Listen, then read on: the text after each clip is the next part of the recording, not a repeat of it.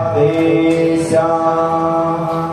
हमारे मिश्र आचार्य जी द्वारा थोड़ी आप लोगों को आशीर्वाद, उसके बाद आगे की कथा आचार्य जी को जाना है, समय की कमी होता तो आपको आशीर्वाद करें।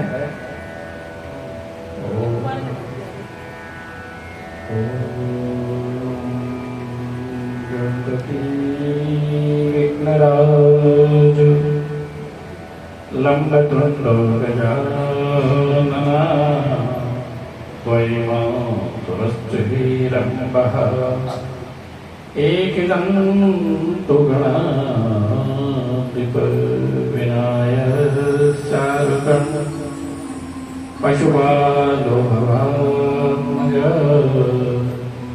द्वादशैतानि नामानि प्रातरुत्थाय पठेतः।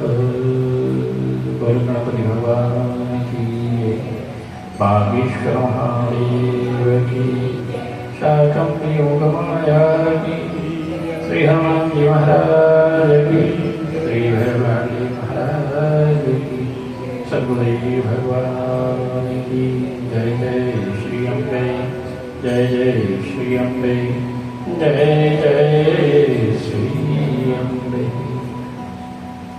पेजिस्टार देवगति परांबा राजेश्वरी भगवती माँ शाकंभरी राजस्थान के पीठाधीश्वर, इस जगत के अधीश्वर भगवान बागेश्वर महादेव और इनको वंदन करते हुए सबके अपने अपने गुरुदेव, सबके अपने पितृदेव सभी को नमन प्रणाम। व्यासपीठ पर विराजमान पूज्य महादेव श्री आचार्य श्री राम प्रसाद जी नंदन, यहाँ के धर्माधिकारी सामान्य पूजनीय श्री महादेव प्रसाद जी, उनके साथ सभी कुलभूषण यहाँ मेरे भाई ज्येष्ठ हैं, श्रेष्ठ उनका वंदन। बागेश्वर महादेव की संपूर्ण प्रबंध समिति, सम्मान्य महेश्वर जी, गोयल जी और भी यहाँ ज्येष्ठ श्रेष्ठ जन हैं जो साधक के रूप में भगवान के शरण चरण में सेवा कर रहे हैं।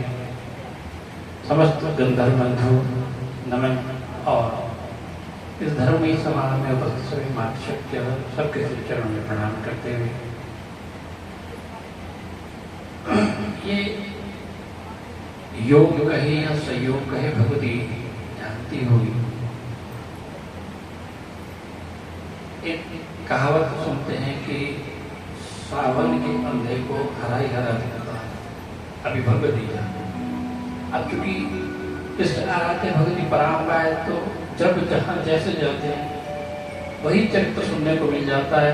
आज नहीं पता था कि श्रीमद् भागवत महापुराण में भी मेरी इष्ट आराध्य भगवती सती का ही चरित्र सुनने को मिल गया। तो ये उसकी कृपा रही। माँ ने कहा कि तू आज यहाँ आएगा तो भी इतने अवतरणों में से मैं तुझे अपनी ही कथा कराऊंगी। तो ये माँ की बड़ी कृपा रही है कि आज के जो चरित्र सुनने को मिला वो भी भगवती पराम्बा का ही मिला। तो चूंकि उसके अलावा दिखता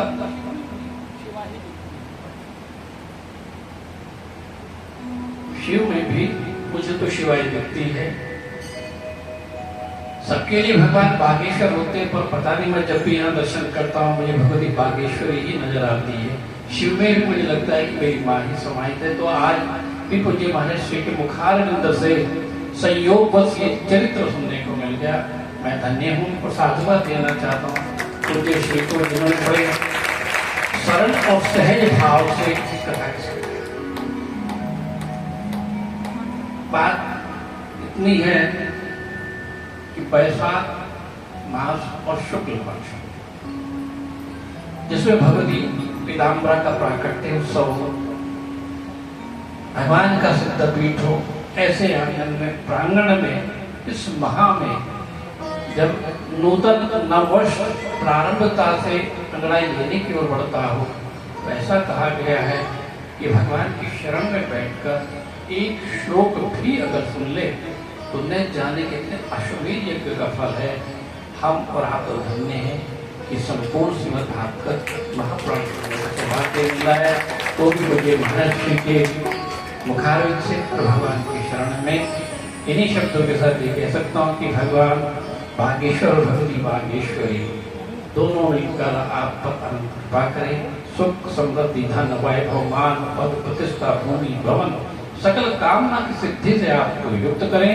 आपके सकल दोषों का हरण करें, आपके सकल मौत को सिद्ध करें। इन्हीं शब्दों के साथ आपके श्री चरणों में भी वंदन, भगवान बागेश्वर के श्री चरणों में वंदन और पूज्य महर्षि को भी नमन प्रणाम। सभी को जय दुर्गे जी, जय दुर्गे। आचार्य जी को बहुत बहुत धन्यवाद। आप आए और हमें आशीर्वाद आपने प्रदान किया और हमारे जितने भी भक्तजन को आपका आशीर्वाद प्राप्त हुआ और भगवान की ऐसी कृपा बनाए रखें। आप जब कभी भी हो आए और हमें आशीर्वाद प्रदान करें। ऐसी कामना के साथ आपके चरणों में नमन और भगवान की कथा की ओर प्रस्थान। बोलो राधा रमण भगवान की जय, बागेश्वर महादेव की जय, उमापति महादेव भगवान की जय। जब भगवान श्री भोलेनाथ जी को नारद जी ने खबर दे दी मां सती वहां अग्नि कुंड में समा गई है, तुरंत भोलेनाथ जी ने वीरभद्र को आज्ञा दी जाओ जिस दक्ष प्रजापति के कारण हमारी सती को अग्नि कुंड में प्राण आहुति देना पड़ा और वहां जाकर उसके सारे यज्ञ को नष्ट भ्रष्ट खंडित कर दो।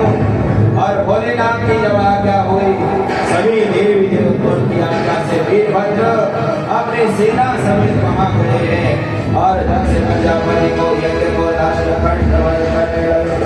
और सभी ने जब भोलेनाथ जी से प्रार्थना की और जैसे ही दक्ष प्रजापति का सिर काट कर अग्नि में स्वाहा कर दिया और वह अनेक प्रकार की मचने लगी। सभी देवी देवताओं ने दौड़ लगाई, ब्रह्मा विष्णु महेश आदि भोलेनाथ जी के जाकर पास जाकर वंदन करके प्रार्थना करने लगे। भोलेनाथ ओम नमः शिवाय, ओम नमः शिवाय, ओम नमः शिवाय, ओम नमः शिवाय, ओम नमः शिवाय, ओम नमः शिवाय, ओम नमः शिवाय, ओम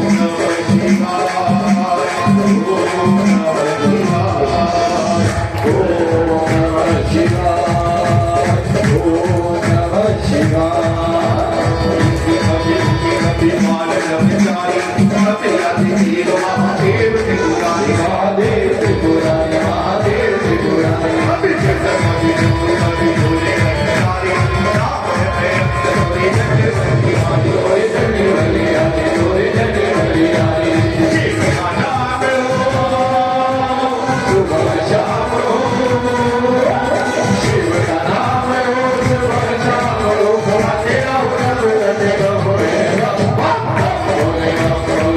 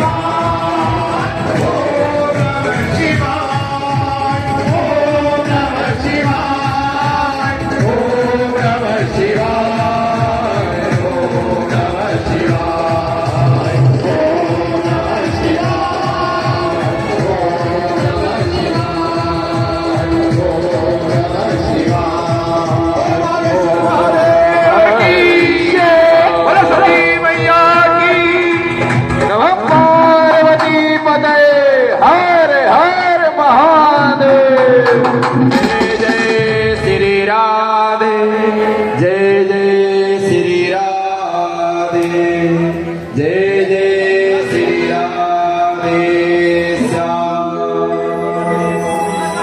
जब भगवान श्री हरि की कृपा भोलेनाथ जी के चरणों में जब दक्ष प्रजापति को पता चला कि भगवान श्री जगन्नाथ है, और दक्ष प्रजापति को जब भगवान ने जब बकरे का सिर लगा दिया, चरणों में जाकर क्षमा याचना की।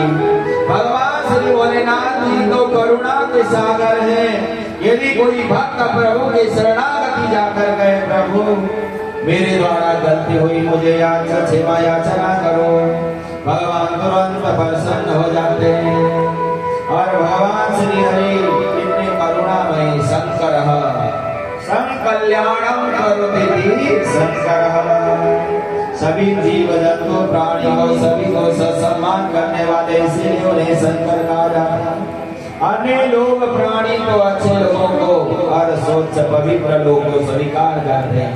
भोलेनाथ जी को आप चाहे धतूरा चढ़ाओ, चाहे भांग चढ़ाओ, चाहे कुछ भी चढ़ाओ, भोलेनाथ कभी ये नहीं कहते भैया मैं नहीं ग्रहण करता। कुछ नहीं तो आपके पास केवल जल का लोटा भी हो, जल से भी मेरे भोलेनाथ प्रसन्न हो जाते हैं। और भगवान श्री भोलेनाथ जी तो जो संसार के जीव जिन्हें देखना ही नहीं चाहते, जिन्हें डंडे मारते सांप बिच्छू आदि को, भगवान श्री हरि के जब वह शरीर में आ जाते हैं तो वह आभूषण बनकर सुशोभित हो जाते हैं। जिस प्रकार नागेंद्रहाराय त्रिलोचनाय भस्मंगरागाय महेश्वराय नित्याय शुद्धाय दिगंबराय। नाग आदि बिच्छू को कोई देखना चाहता है क्या? बिल्कुल नहीं। पर भोलेनाथ जी के शरणागति आने के बाद उनके आभूषण बन के जब सुशोभित हो जाते हैं। ऐसे भोलेनाथ जी के चरणों में सभी मिलकर बना कर्पूर गौरम करुणावतारम संसार सारम भुजगेन्द्रहारम सदा वसंतम हृदयारविंदे मम भवानी सहितं नमामि। भोलेनाथ जी भगवान विष्णु की आराधना करते करते कर्पूर की तरह गोरे हो गए। और जो गोरे थे भगवान श्री लक्ष्मी नारायण जी, वहां जब बार बार भोलेनाथ जी की आराधना करते कैसे लगने लगे। नील सरोह नील मणि नील लाजयन शोभा निरखी कोटि कोटि सतका। ऐसे भोलेनाथ जी के चरणों में वंदन करते हुए परीक्षित या भोलेनाथ जी ने बाद में जब दक्ष प्रजापति को भी आशीर्वाद दे दिया। भोलेनाथ जी उन्हें करुणा रहे हैं और उसके बाद कहने लगे आगे की चरित्र की ओर हमें सुनाइए। तुरंत कहने लगे भक्त दुर्गो की चरित्र का श्रवण करो। जाये न उत्तानुपादस्य सुनते सुरुचि ये वचा सुरुचि प्रेमस्य पत्नी तेतरायत सुरोधुरम। सुखदेव जी महाराज जी कहते परीक्षित हर व्यक्ति के जीवन में दो पत्नियां हैं। एक सुनीति जो सही नीति के द्वारा चलने वाली, और एक सुरुचि जो अपने रुचि के अनुसार चलने वाली है। और मानव की ऐसी परिस्थिति हो गई, धर्म मार्ग का परित्याग करके जो धर्म पत्नी जिन्हें कहा गया है वह उनका जब अपमान किया जाए तो सुरुचि का पालन किया जाए। यदि सुरुचि के अनुसार चलोगे, अपने स्वार्थ के अनुसार चलोगे, अपने मन में जब धर्म शास्त्र का परित्याग चलोगे फिर परेशानियां बढ़ जाएगी। उत्तानुपाद नाम के राजा हैं, उनकी दो पत्नियां हैं। एक का नाम सुनीति है, दूसरे का नाम सुरुचि। और बड़ी रानी सुनीति का पुत्र है दुर्ग, और दूसरी जो छोटी रानी का पुत्र है उत्तम। एक दिन की बात है परीक्षित, जब वह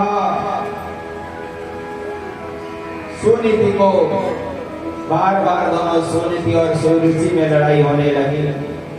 उत्तानोपात ने अपने बड़ी रानी को घर से दूर कहीं और जगह रखना प्रारंभ कर दिया। वहीं रहने लगी तो ध्रुव को पता चला मेरे पिताजी कौन है। तो कहने लगे कि मेरे पिताजी, बच्चों ने कहा तुम्हारे पिताजी तो यहाँ के बहुत बड़े राजा हैं और हम उनसे मिलाकर ले जाएंगे। और बच्चे जब लेकर वहां गए तो तुरंत बच्चे ने अपने पिता की गोदी में बैठने के लिए जाकर बैठने लगे। ध्रुव जी महाराज देखने में सुरुचि ने देखा तो बालक को गोदी से उतार कर नीचे जमीन पे डाल बैठने नहीं दिया और बच्चे का खूब अपमानित करा गया। तो कहने लगे यदि तू सुनीति के गर्भ से मेरा जन्म हुआ है, इस सिंहासन में बैठना है, तो सुरुचि के गर्भ से तुझे दोबारा जन्म लेना पड़ेगा।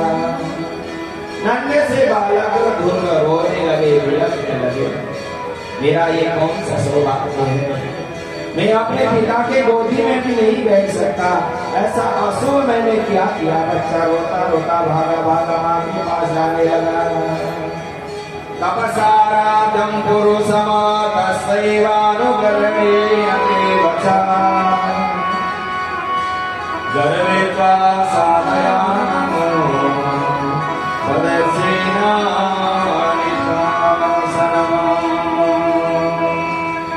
ध्रुव जी महाराज रोते रोते बिलखते माँ के पास है। देखो जो सुनीति वाली पत्नियां, स्त्रियां, माताएं जो भी होंगे, वह यदि बच्चा गलत भी कर रहा है, सही भी कर रहा है, लड़ाई की बात नहीं जोड़ते।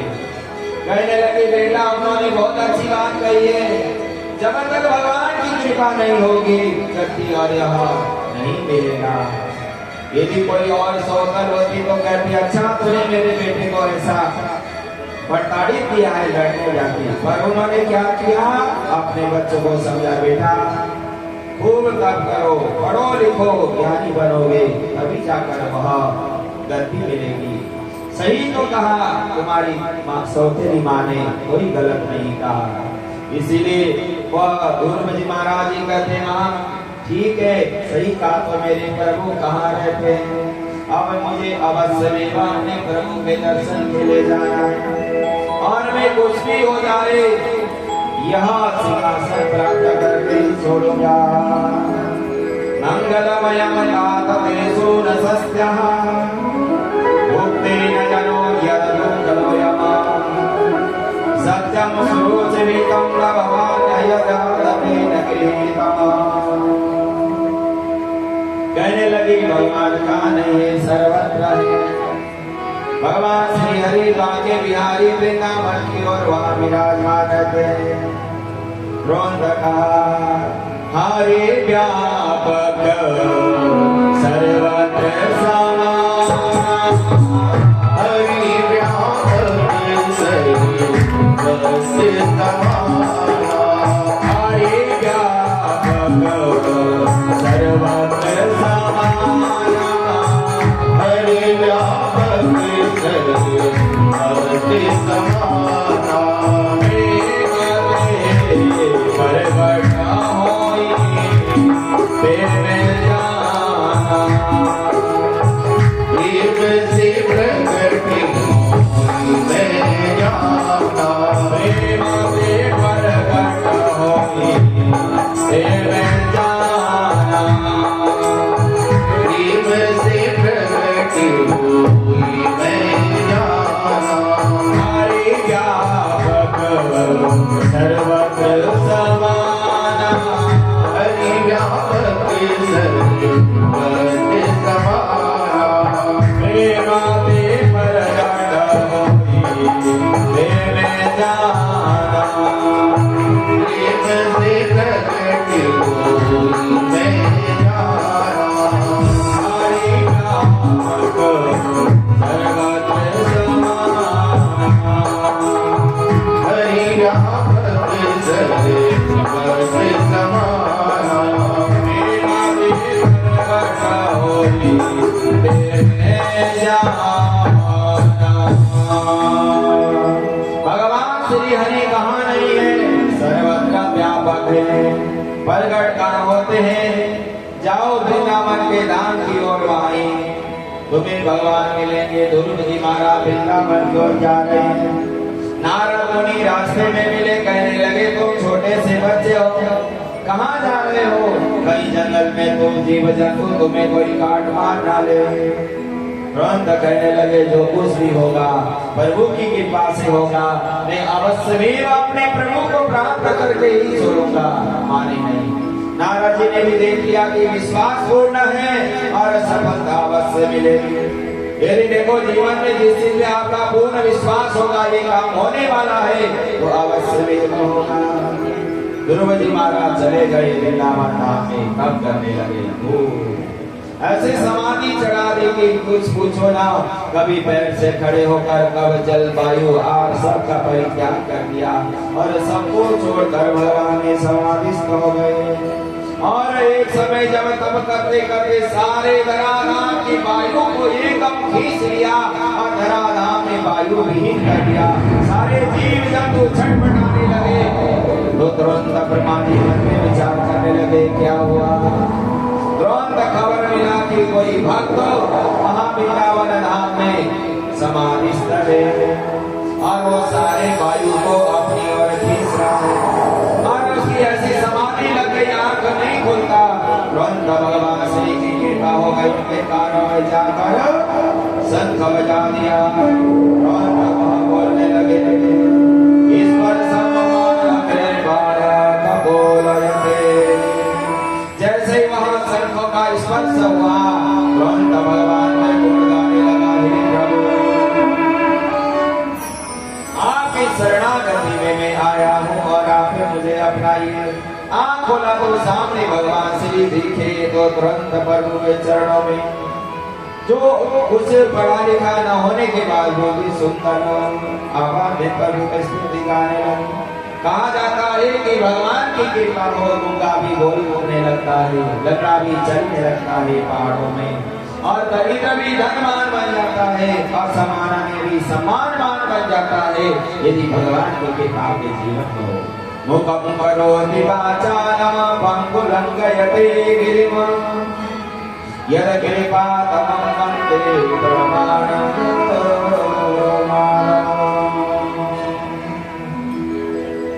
भगवान श्री हरि की कृपा हो गई, आनंद हो गई। भगवान ने आशीर्वाद दिया, बेटे तुम एक आख्या की तुम राज्य करोगे, जाओ।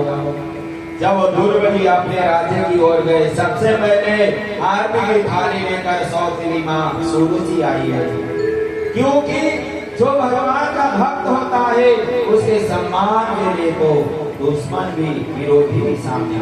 वही माँ कहने लगी बेटा मैंने गलती करी, और तुरंत सभी ने खूब सम्मानित किया गया और उन्हें राज्य मिला है और कई बरस तक राज्य किए हैं। और अंतिम समय जब आया वो अभी परम धाम की ओर जाना प्रारंभ किए।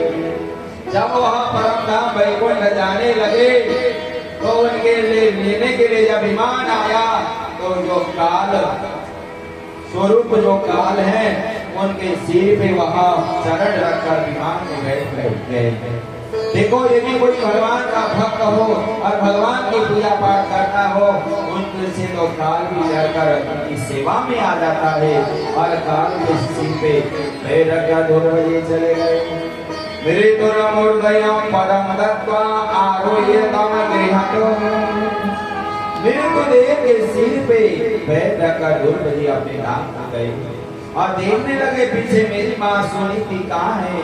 पीछे पीछे विमान में माँ भी आई है और सारा परिवार आनंद में रहा। परीक्षित ऐसी भगवान की लीला है। और इनके परिवार में आगे जाकर राजा पृथु हुए हैं और महाराज पृथु और उनके जो अनन्य भगवान श्री हरि के भक्त हैं और उनके पुत्र अंग बड़े ही धर्मात्मा राजा हैं और उनका पुत्र हुआ वेद। और जैसे ही वह वेद जन्म लेकर आया तो अपने पिताजी को परेशान करने लगा राजा अंग को। वहाँ जब वो बच्चे माता पिता और को अपमानित करे तो उन्होंने तुरंत अपने राज्य को छोड़कर चले गए। चारों तरफ वहां पे ढूंढने लगा पर कहीं भी मिले नहीं। फिर जनता ने उसे राजा बेन को, जो अंक का बेटा बेन अधर्मी और पापी था, उसे ही राजा बना दिया। जैसे यदि ध्यान रखो राजा सही चुनोगे तो तभी देश का भला होगा, जनता का कल्याण होगा। यदि राजा दुष्ट और पापी का हम चयन करेंगे और ऐसे के लिए वोट देंगे तो हमारी जो राज्य है, जो हमारा देश है, जो हमारा धर्म है, जो हमारी संस्कृति है, उसे नष्ट भी किया जा सकता है। इसलिए इस बात का विशेष ध्यान रखो। जब कभी भी यहाँ वोटिंग होती है, आपके द्वारा राजा चुना जाता है, जो धर्मात्मा राजा हो उसके पक्ष में सभी से आह्वान करो, ऐसे को वोट डालो जिससे हमारा देश सही चले। जैसे ही राजा बेन बना, उसने राज्य में पूजा पाठ बंद कर दिया, ये अनुष्ठान भंडारा संपूर्ण राज्य में अभद्र मचने लगा। कहने लगा कोई भगवान की पूजा नहीं होगी, होगी तो केवल मेरी होगी। बाले सम्येन योगेन अधर्मेण धर्ममानिनम् यावदेकं पतिमहित्वं चारं पतिमाहुमेव च। बेन ने बहुत सारे अधर्म मचाए पृथ्वी लोक में, सभी परेशान हो गए। साधु संत महात्मा तुरंत सभी ने उसको जब कष्ट प्राप्त किया है, देखो संत महात्मा आशीर्वाद भी देते हैं और ये अभद्र पाप करा तो उसका विनाश भी कर देते हैं, उसे मृत्यु दंड भी देते हैं। और दूसरी बात, यह व्यासपीठ से ही संसार की व्यवस्था की बदला जा सकता है और व्यवस्था की परिवर्तन किया जा सकता है। तुरंत महात्माओं ने उसे वेद का ग्राम से सिर काट के अलग कर दिया। अब राज्य में कोई राजा ही नहीं है। देखो राज्य में देश में राजा ना हो तो कैसे देश चलेगा। संत महात्माओं ने पुनः मंथन किया गया। उसी मंथन करने से महाराज श्री पृथु जी महाराज जी प्रकट हो गए। बोलो पृथु जी महाराज की जय। पृथु जी महाराज जब जन्म लेकर आए धराधाम में, चारों तरफ भ्रमण करने लगे। धराधाम में पापी पाप देखकर बड़ा परेशान हो गए। भूमि बंजर पड़ी है, अन्न नहीं है, प्रजा बड़ी परेशान है। राजा को बड़ा कष्ट हुआ। कहने लगे पृथ्वी माता को, हे धरती माता, तुम्हारा काम है भूमि से अन्न प्रदान करके मेरे देशवासियों का भला करना, ये कार्य तुमने क्यों नहीं किया। पृथ्वी माता रोती हुई कहने लगी, तुम्हारे जो पिताजी बेन थे, उन्होंने जब अधर्म पाप के बीज जो धराधाम में बोए हैं, उसी कारण से भूमि बंजर पड़ी है, यहाँ कुछ भी नहीं होता। अब आप यज्ञ अनुष्ठान करिए तो धराधाम में आनंद मग्न होगा। पृथु महाराज जी ने बहुत सारे यज्ञ अनुष्ठान किए और प्रार्थना की, हे प्रभु ब्राह्मण को बुलाया गया। यज्ञ कौन करेगा? ब्राह्मण करेगा। और भगवान किसके अधीन है? मंत्रों के अधीन। और मंत्र कौन सुनाएगा? केवल ब्राह्मण। दैवाधीनम जगत सर्वम मंत्राधीनस्य देवता, दीन मंत्र ब्राह्मणाधीनम तस्मात् ब्राह्मण दैवता। ब्राह्मणों ने खूब यज्ञ अनुष्ठान जप करने लगे। सारे धराधाम में आनंद मग्न छाने लगे, चारों तरफ परमानंद होने लगे। तो पृथ्वी महाराज जी बड़े प्रसन्न हो गए, गदगद हो गए। और कहा जाता है कि राजा का धर्म है प्रजा से कर लेना। कर लेकर अपने घर को भरना नहीं है, अपने परिवार के लिए खर्च करना नहीं है। उस कर को क्या करना है? जनता के लिए, उस व्यवस्था के लिए खर्च करना है, देश के लिए, देश हित के लिए। ये भी जिसने केवल अपना घर भरा हो, कुछ समय बाद उसका भी विनाश हो जाता है। उसे भगवान ही अंत कर देते हैं। आपने देखा होगा कितने बड़े बड़े राजनीतिज्ञ आज अपने घर में बैठे हुए, अपने कर्म के कारण। भगवान सभी को मौका देते हैं कि तुम्हें ये कार्य करना है, अब तुमने सही नहीं करा, दोबारा तुम चुनाव लड़के भी नहीं आ सकते, आए नहीं। इसीलिए कहा गया है यम उद्धरयत राजा धर्मस्य शिक्षितमेव प्रजानां सबलं मुक्ते भवमेव च। ये भी राजा होकर जनता के धन को खाता ही रहता है, जनता के लिए सत्कर्म कार्य नहीं कराता, देश के विकास नहीं कराता, वह पाप का बोझ बनकर पाप के दलदल में फंस जाता है परीक्षित। इसीलिए वह राजा ऐसा है जैसा क्याल प्यालम दुर्वृतयेना तेन आख्याखिल संपदा यादृशं मे वने ववर्जितम्। ऐसा जिस राजा ने किया है वह केवल पापी पाप भक्षण कर रहा है और उसके पापों का कभी विनाश नहीं होने वाला। श्री पृथु जी महाराज जी ने विचार किया कि अब मेरा ये कार्यकाल पूर्ण होने जा रहा है और मैं संसारी जीवों से भगवान के शरणागति जाऊंगा। तुरंत भगवान श्री हरि के अनन्य संत महात्मा को बुलाया, कहने लगे प्रभु मैं केवल यहाँ आपका सेवक बनकर कार्य कर रहा हूँ, मालिक तो आप हैं, मैं केवल मुनि हूँ। यदि कोई ये सोचे कि यह भगवान ने मुझे यह पद दी है और मैं इस पद को चला रहा हूँ, मेरे मालिक तो भगवान है, तो अहंकार नहीं आएगा। यदि वह सोचने लगा कि मैं ही मालिक हूँ, मैं जो चाहे सोई करता हूँ, चाहे कोई भी काम हो, फिर वहाँ बाधा विघ्न आने लगते हैं। इसलिए पृथु महाराज जी कहने लगे महाराज आपने हमें बहुत ज्ञान दिया, अब ये जो राज्य है यह आपका है, मैं केवल आपका सेवक हूँ और मैं राज्य आपकी आज्ञा से चलाऊंगा, नहीं तो मैं आपने मुझे जो शिक्षा दी है ये राज्य संपूर्ण आपको ही समर्पित कर दूंगा। प्राणकारा सुकान ब्रह्मा गिरिया सपरीक्षरा राजवलमयी को समयते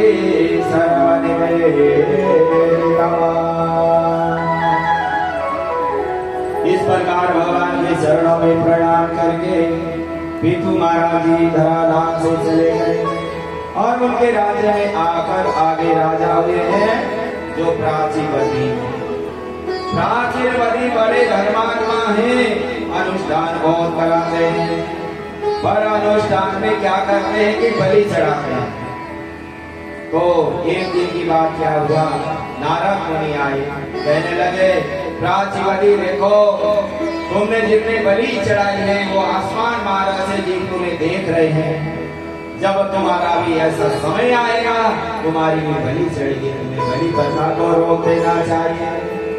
तुरंत कहने लगे महाराज ऐसा कभी नहीं करूंगा, इसीलिए वहां तुरंत उस कार्य को रोक दिया और कहने लगे कि ध्यान रखो अंतिम समय में जो चीज याद करोगे वही साथ चलेगा। ये मानव धराधाम में भगवान को ढूंढने के लिए आता है और यहाँ भगवान को न ढूंढ कर बार बार संसारी मोह माया को ढूंढता रहेगा, यही हो जाएगा।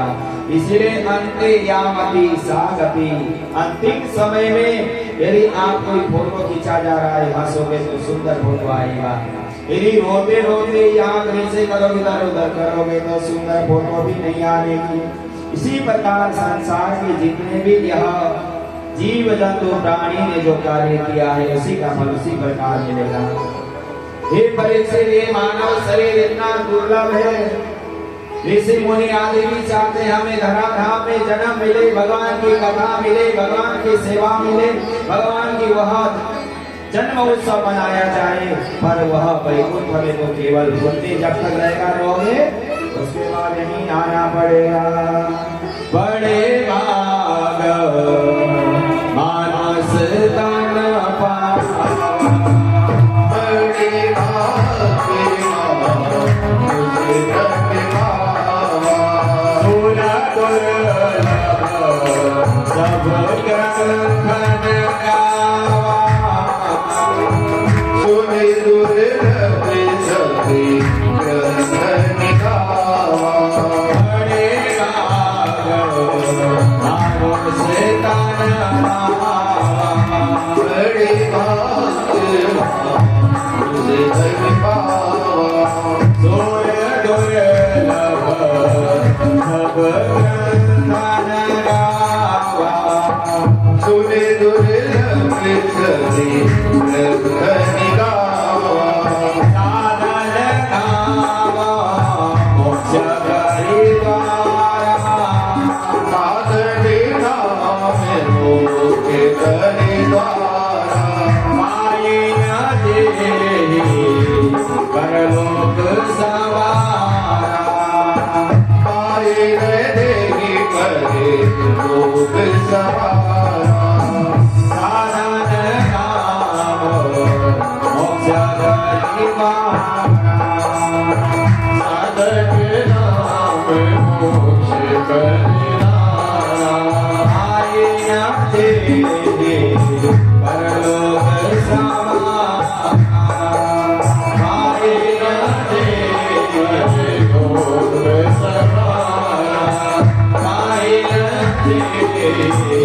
करो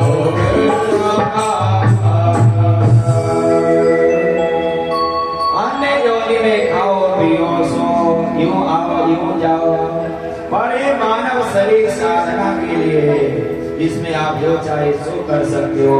इसलिए अन्य योनि में आप कुछ भी नहीं कर सकते, इसलिए ध्यान रखना चाहिए। माया के ओ पुजारी आगे की कुछ खबर है, इस घर से और बढ़कर एक दूसरा भी घर है। माया के ओ पुजारी आगे की कुछ खबर है, इस घर से और बढ़कर एक दूसरा भी घर है। ये संसारी जीवन, ये धराधाम में आप घूमने आए हो, यह घर तो कुछ क्षण के लिए है, पर आखिरी जो अंतिम समय की असली घर वो ऊपर है। उसकी क्या तैयारी की तुमने जीवन में? यदि आपके घर कोई शादी विवाह हो, कुछ हो, जीवन में हम जोड़ते रहते हैं कि इतने साल बाद एफडी कराएंगे, बच्चों की शादी होगी, पढ़ाई होगी, लिखाई होगी, घर बनाएंगे, कोठी बनाएंगे, बंगला बनाएंगे। बने या न बने, कब बनेगा या नहीं बनेगा, तैयारी कुछ नहीं, उसके लिए बहुत तैयारियां करते हैं, पर सबको पता है जो आएगा सो जाएगा। तो उसके लिए तुमने क्या तैयारी की है? वही साथ चलेगा। संसार के प्राणी यही रहेंगे, सब यह संसार के जीव हैं। ऐसी यदि भावना हो, ये मानव शरीर केवल मानव नहीं है, ये भगवान का अंश है और भगवान स्वरूप ही वह समा जाता है। ब्रह्मवेद परमैव भवति, ये ब्रह्मा जी की आज्ञा से ही आया है, अंतिम में वही जाना है। इसलिए सबके प्रति दया भाव श्रद्धा रखो। और अंतिम में भगवान श्री हरि कहते हैं कि मैं सर्वत्र देखता हूँ कौन क्या कर रहा है, क्या हो रहा है। यदि ऐसी भावना मन में हो तो अवश्य में उसे आनंद मग्न होगा। दयाया सर्वभूतेषु संतुष्ट्या येन केन वा सर्वेन्द्रियोपशाम्य च तुष्यति जनार्दनः।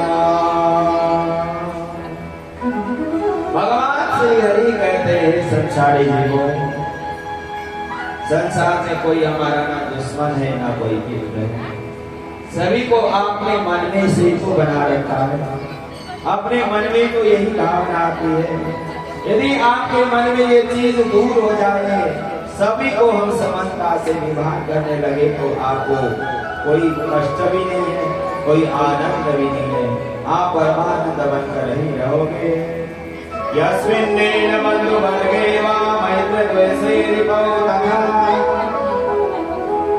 आपन्नेन रक्षितव्यं धैर्यैषा परिकीर्तिता, धैर्यैषा परिकीर्तिता।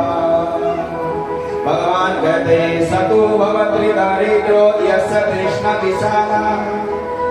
दरिद्र कौन है जिसकी अभिलाषा बहुत बड़ी है, भाग में इतना सा लिखा के लाए, चाहते हो इतना बड़ा, कैसे होगा? धनवान कौन है जब आवत संतोष धन सब धना धूरि समाना। जो धन जितना आया जिसमें वह संतुष्ट रहता है वही धनवान है, नहीं तो दरिद्र बना ही रहेगा। इस प्रकार भगवान श्री हरि की कथा सुनाते हुए कहते परीक्षित, इन्हीं के राज्य में और इन्हीं के परिवार में एक राजा हुए प्रियव्रत बड़े ही धर्मात्मा राजा है, बड़े शक्तिशाली राजा। रथेन ज्योतिर्मयेन रजनीमपि दिवं करिष्यति। एक समय की बात है, राजा प्रियव्रत ने क्या किया, ये मानव दिन में तो काम करते, रात और सोए पड़े रहते, इनका क्या किया जाए। उन्होंने सूर्य देव को सुबह रात होने ही नहीं दिया, सबको कहने लगे तुम काम करते रहो, खूब जोर जोड़ते रहो। तो भगवान श्री हरि ने देखा कि ये क्या हो रहा है।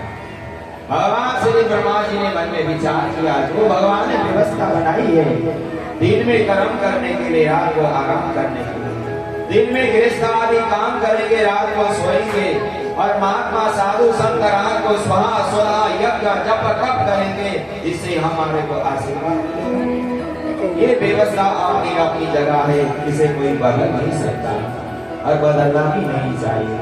अमन क्रमण नास्ति नास्ति मूलमवसदम अयोगी पुरुषो नास्ति तत्र दुर्लभम।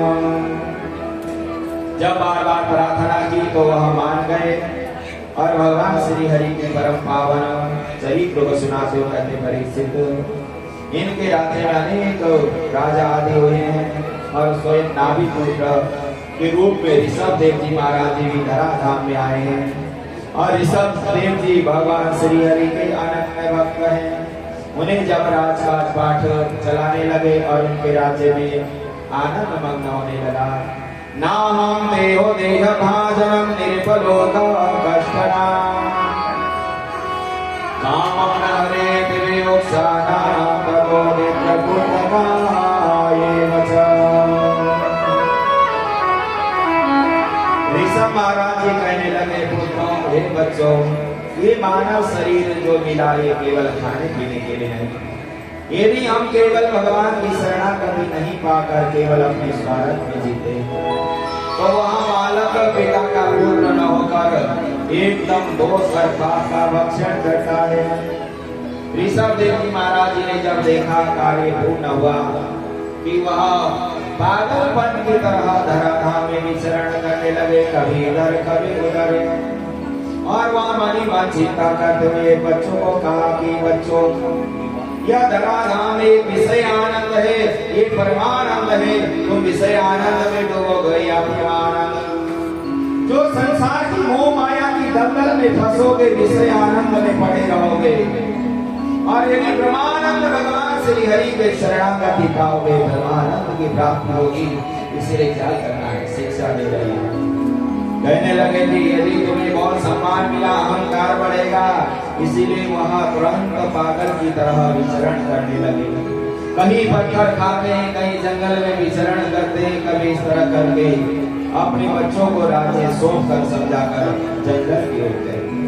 देखो, जब संसार में मानव जब बड़ा होता है, सम्मान होने लगता है, फिर वह पूजा पाठ अनुष्ठान जब का कर्म को भूल जाता है, फिर वह बड़े बड़े पाप अपराध करने लगता है, तो फिर उसे क्या होता है, जेल की हवा खानी पड़ती है या भगवान उसे दंड सजा देते हैं।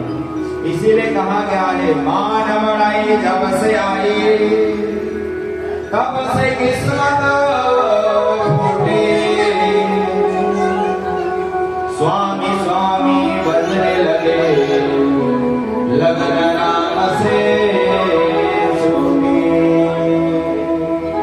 जब ज्यादा खूब सम्मान होगा ना, टाइम ही नहीं होने का भगवान के पूजा पाठ के लिए।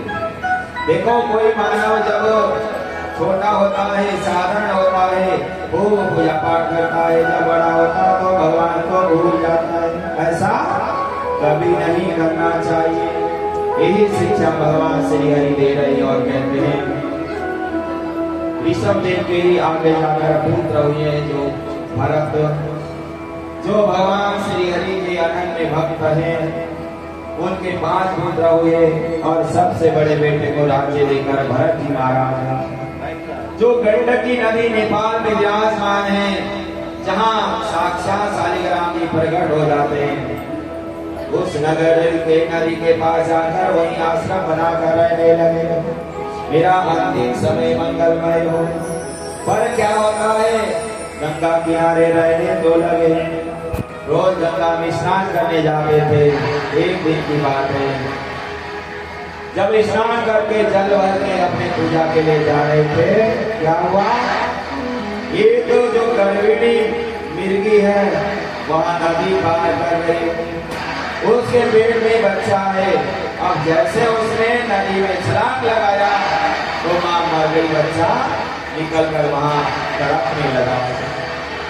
भरत जी महाराज जी उस बच्चे को लेकर अपने आश्रम में आ गए, उसको पाला पोसा बड़ा कराए, और वह बच्चा बड़ा हुआ तो वह बच्चा भाग गया, वहीं मृतों के साथ चला गया।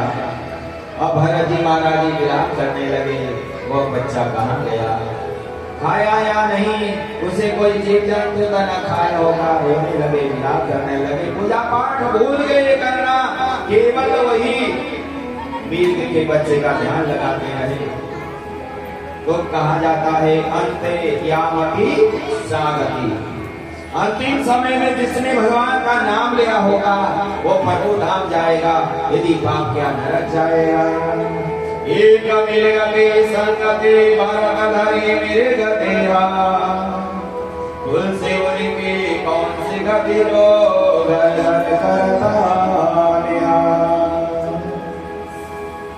जैसे ही भरत जी महाराज जी बच्चे के विलाप करते करते प्राण आप्त हो गया, दोबारा उनका जन्म हुआ है किसी श्रेष्ठ ब्राह्मण कुल में। उनके 5 भाई हैं, पांचों भाई पढ़ लिख कर बड़े ज्ञानी हुए हैं, बड़े बड़े धर्मात्मा हुए, कर्मकांड सब जानते हैं। पर भरत जी महाराज जन्म लेते ही पागलपन की तरह सब कुछ जानते हुए भी अनजान बनकर भ्रमण कर रहे हैं। क्यों? यदि आप सही हो, आप अच्छा काम कर रहे हो, लोग आपका खूब काम कराएंगे। यदि आप कुछ पागलपन लेकर आओ तो आपको कोई पूछने का नहीं। जब तक माता पिता रहे तो उसको सम्मान हुआ, रोटी पानी में मिली। जब माता पिता चले गए परम धाम, भाभीओं ने कहा ये काम तो कुछ करता नहीं, इसे रोटी पानी कौन खिलाएगा, जंगल में छोड़ कर आओ, वहाँ खेत की रखवाली करेगा। अब खेत में जब जीव जंतु खाने आने लग जाते हैं चुपने के लिए, कहने लगे ये प्रभु की ही प्राणी है, प्रभु की तो जमीन है, जो लगा खा रहे तो क्या बुरा है, भगाते नहीं, खाने देते। ऐसे करते करते काफी समय बीत गया और एक दिन की बात है, परीक्षित महाराज चले जा रहे हैं, कोई राजा है जंगल में विचरण कर रहा है, बहुत तप किया था और उसने कहा था कि मेरे घर कोई बालक होगा, नर बलि दिया जाएगा।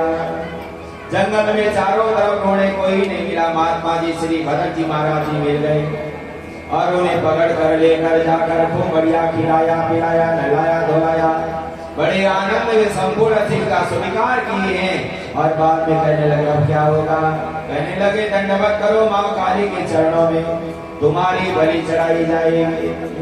तुरंत महाराज जी को कोई भय नहीं है, जो संत महात्मा होते जीव शरीर है, ये प्राण तो जाना ही है, किसी के भलाई के लिए चला जाए क्या बुराई। तुरंत माँ के चरणों में लेट पड़े और जैसे ही वहाँ बलि चढ़ाने के लिए उसने तलवार चलाया, तुरंत सहोचाट्यम न सैव देवी भद्रकाली, माँ काली वहीं प्रकट हो गई और उसका वह हथियार छीन लिया और उन्हें अपने प्रदान कर दिया। देखो जब मारने के लिए कहा लेट जाओ, लेट गए, अब बचा दिया गया, फिर भी कह रहे कोई टेंशन नहीं। जो महापुरुष होते हैं वहाँ चाहे दुख हो चाहे सुख हो, कोई ना दुख है ना कोई गम है, जंगल में भ्रमण करते हुए चले जाते हैं। एक दिन की बात है, परीक्षित वहाँ रघुगण नाम के राजा पालकी में बैठकर गंगा किनारे कथा सुनने के लिए जा रहे हैं। तो वहाँ एक जो पालकी उठाने वाला आदमी बीमार हो गया, और किसे लगाया जाए, महाराज जी को पकड़ कर लगा दिया गया, उठा लो पालकी। महाराज जी इतने धर्मात्मा हैं, जब जमीन पे चलते हैं जीव जंतु पैर के नीचे आते तो उछालते हैं, इधर कूदते हैं।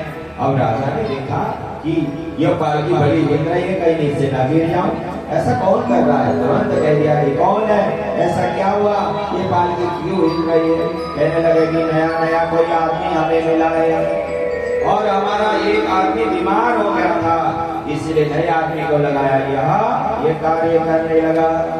तुरंत महाराज जी राजा रघुगढ़ ने देखा, नीचे देखने में हट्टा कट्टा मोटे तगड़े, पर इधर उधर कूदने लगे। कहने लगे ऐसा क्यों कर रहे हो। तुरंत और देखा नीचे तो उनके बड़ी शिखा है, यज्ञ पवित्र धारण किए हुए, माला माथे में, ललाट में तिलक लगा हुआ है। तुरंत रघुगढ़ ने कहा महाराज अनर्थ हो गया, मैंने आपको अपमानित किया, मैं संसार में किसी से कभी नहीं डरता, चाहे ब्रह्मा विष्णु महेश हो, पर ब्राह्मण के श्राप न लग जाए। मेरे द्वारा अलग हुआ, आप मेरी पालकी उतारे। आप कौन हैं? आप देखने में महाविभूति लगते हैं, पर आप बताइए आप कौन हैं? कहने लगे, हैं तो हम ब्राह्मण, पर ऐसे क्रोधी और श्राप देने वाले ब्राह्मण नहीं। तो वह कहने लगा, रघुवर महाराज, आप ऐसे क्यों विचरण कर रहे हो? तो तुरंत कहने लगे कि यह मेरा पूर्व प्रारब्ध कर्म अनुसार ही सब कुछ हुआ। दूसरे जन्म में मैं आज तक कभी नहीं बोला। तुमने मेरा अपमान किया, ये मेरे कंधे में चढ़े। आज तुम्हें ज्ञान ना दूं, फिर तुम नरक जाओगे, इसलिए मुझे ज्ञान देना पड़ रहा है। ये मानव शरीर है और यह शरीर आत्मा और परमात्मा मिलन हो जाता है। ये मोटा पतला छोटा, ये तो एक उसके शरीर की बनावट है, पर ये तुम्हारा मन जो है, जब तक भगवान की शरणागति नहीं होगा तब कभी तुम्हारा कल्याण होने का। इसीलिए कहते नैनम चित्तति सहस्राणि नैनम दहति पावका। ये जो तुम्हारा शरीर है ना, ये तो समाप्त हो जाएगा, पर जो आत्मा को ना कोई जला सकता है, ना इसे कोई काट सकता है, ना कोई इसे मार सकता है, ना कोई इसे दंड दे सकता है।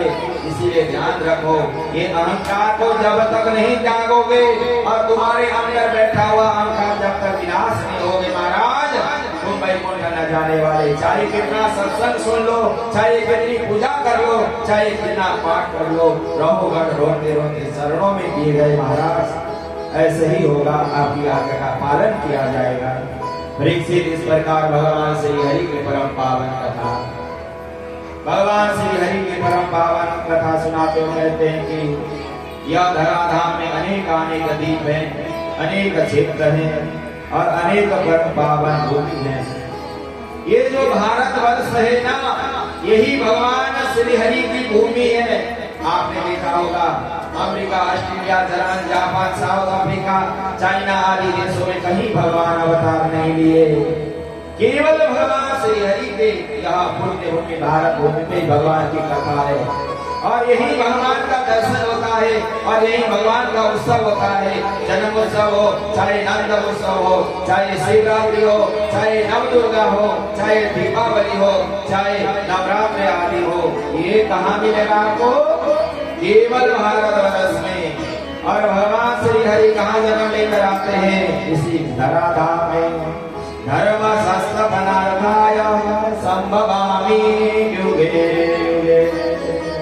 जब से धराधाम सृष्टि की उत्पत्ति इसी भारत भूमि में हुई है और ये जो भारत भूमि जो है हमारे हृदय अंतरात्मा है और इसी में सारा विश्व ब्रह्मांड समाया हुआ है। यदि अपने शरीर के सारे शरीर के हाथ पैर आप काट दो फिर भी मानव जीवित रह सकता है, पर आपकी अंतरात्मा हृदय में यदि चोट लगे, आपके दिमाग में चोट लगे, आप कभी भी नहीं बच सकते। इसीलिए भगवान श्री हरि की परम पावन भूमि जो है ये भारतवर्ष है और भारतवर्ष में मेरे प्रभु बार बार अवतार लेते हैं।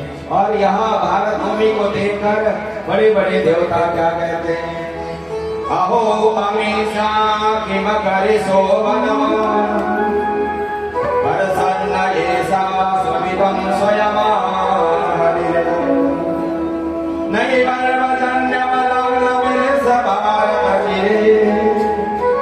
मुकुंद एव सैव सो प्रियाय। ये भारत भूमि की महिमा का वर्णन कर देता जाए। ऐसी भूमि जहाँ अनेक प्रकार के लता वृक्ष गुल्म आदि है, जहाँ भगवान श्री हरि अनेक अवतार में जन्म लेकर यही धराधाम में आते हैं और जब ये धराधाम में मानव भगवान के पूजा पाठ का आनंद लेते हैं तो देवी देवता भी वह कहाँ करते हैं और वह ईर्षा करते थे। तो इन मानवों का कितना अच्छा सौभाग्य है और ये भगवान श्री हरि की कथा का आनंद ले और यही जन्मोत्सव आदि सभी यही होते हैं। न यत्र वैकुंठ कथा सुधा पगा न सारो भागवता श्रियाय सुरेश लोकाभिनवैव सभ्यता न यं वैकुण्ठकथा सुधापदा न साधवो भागवता तदाश्रयाः न सुरेश लोको अपि न वैव सभ्यता। यही धराधाम में भगवान श्री हरि की परम पावन भूमि है। यही भगवान श्री हरि को जन्म देते परीक्षित और इस धराधाम में जो जैसा कर्म करेगा उसी प्रकार की उन्हें यात्रा भी मिलती है।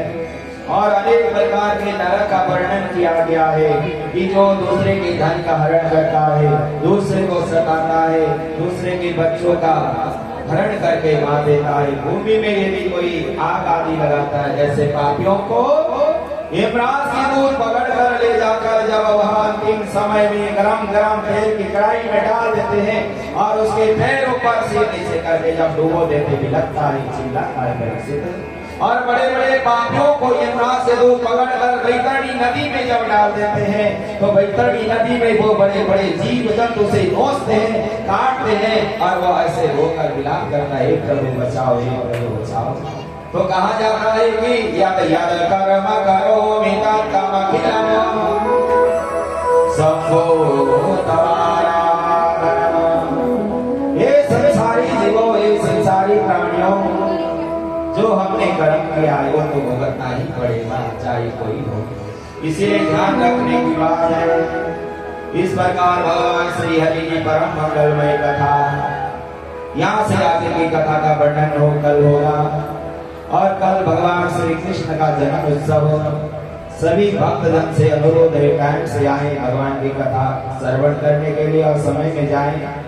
थोड़ा बहुत समय ऊपर नीचे हो ही जाता है। कथा तो भगवान की इतनी है, जितना भी श्रवण करा उतना ही कम है। समय को देखते हुए और ज्यादा सविस्तार पूर्वक वर्णन करना भी बिल्कुल ही असंभव है। सभी भगवान श्री के चरणों में हाजिरी लगाएंगे और उसके बाद आरती प्रसाद पाने के बाद जाएं। सभी मिलकर अपने मन को भगवान श्री हरि ऐसे परम पिता परमेश्वर की वंदन करके प्रार्थना करेंगे। रचा सृष्टि को इस प्रभु ने